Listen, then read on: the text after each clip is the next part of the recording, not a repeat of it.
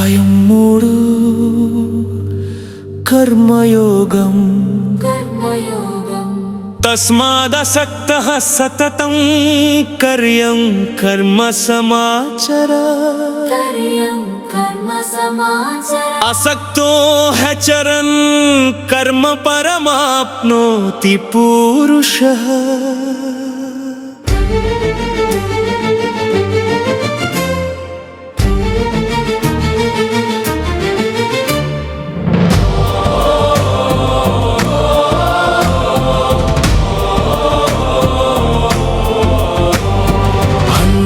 అనాసక్తుడై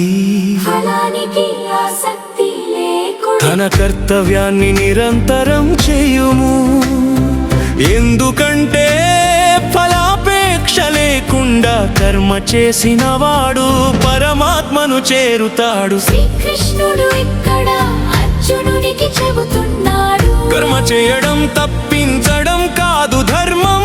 కర్మను ఫలాపేక్ష లేకుండా చేయడమే నిజమైన యోగం.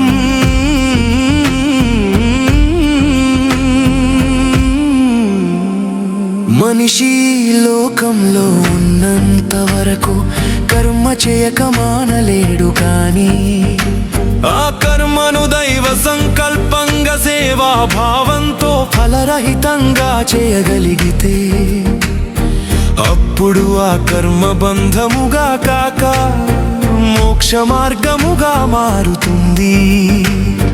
కర్మలో ఆసక్తి పెరిగితే అది బంధనంగా మారుతుంది.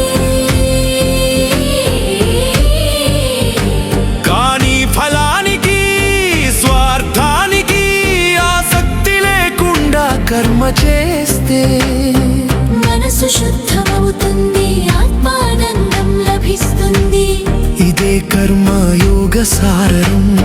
ప్రస్తుత మానవుడు తెలుసుకోవలసిన పాఠం.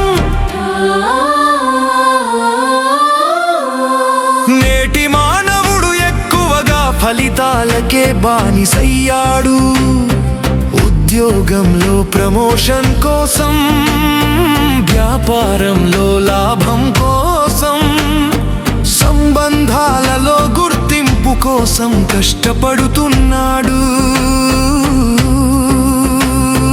కానీ ప్రతి ప్రయత్నం వెనుక స్వార్థం దాగి ఉంటుంది. ఈ శ్లోకం మనకు చెబుతోంది, కర్మ చేయడం ఆపకండి, కానీ కర్మ ఫలంపై మమకారం తగ్గించండి. మనం చేసే పని ధర్మబద్ధంగా సేవభావంతో ఉంటే అది మన ఆత్మను ఉన్నత స్థితికి తీసుకుపోతుంది. మనం పని ఫలితాని కోసం కాకుండా కర్తవ్యంగా చేస్తే ఒత్తిడి ఆందోళన తగ్గి మనసు ప్రశాంతమవుతుంది. కర్మలో ఆసక్తి కాకుండా దైవ భక్తి కలిగి ఉండాలి. నేను చేస్తున్నది దేవునికి సమర్పణ అని భావిస్తే ప్రతి పని పూజగా మారుతుంది. నేటి ప్రపంచంలో శ్రమ కంటే ఫలానికే విలువ ఉంది.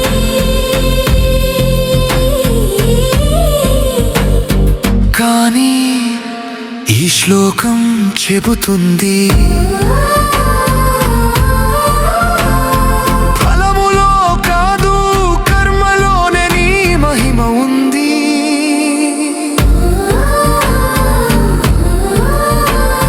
సత్యం, సేవ, నియమం, సమర్పణ ఇవే కర్మయోగా యొక్క 4 స్తంభాలు. ఫలితంపై కాదు కర్తవ్యంపై దృష్టి పెట్టినప్పుడు జీవితం శాంతితో నిండుతుంది. ఇదే నేటి మనిషి నేర్చుకోవలసిన ఆధ్యాత్మిక పాఠం. హరే కృష్ణ ప్రేమ స్వరాల గీతం.